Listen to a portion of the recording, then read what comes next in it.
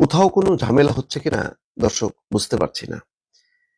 যেমন chief prosecutor আজকে বলছেন যে আটক বললে অবশ্যই সেনা কর্মকর্তাকে আদালতে আনতে হবে।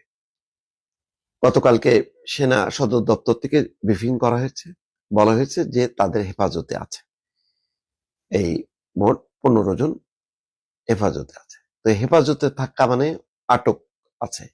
আটক হলে তো আইন অনুযায়ী তাকে আদালতে প্রডিউস করতে হবে। আদালত তারপরে তাকে জামিন দেবে নাকি কারাগারে পাঠাবে, এটা তাদের এখতিয়ার।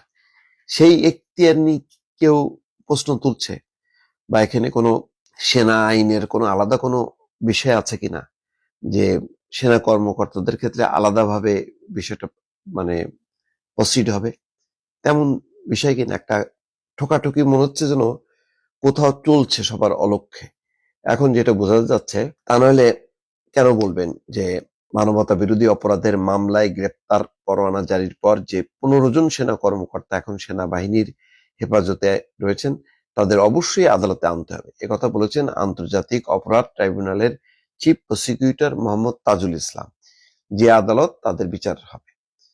15 কর্মকর্তাকে হেফাজতে নেওয়ার কথা জানিয়ে সেনা সদর দপ্তরের সংবাদ সম্মেলনের একদিন পর আজ রোববার ট্রাইব্যুনাল প্রাঙ্গণে এক ব্রিফিং এ সাংবাদিকদের প্রশ্নের জবাবে এই কথা বলেন তাজুল ইসলাম।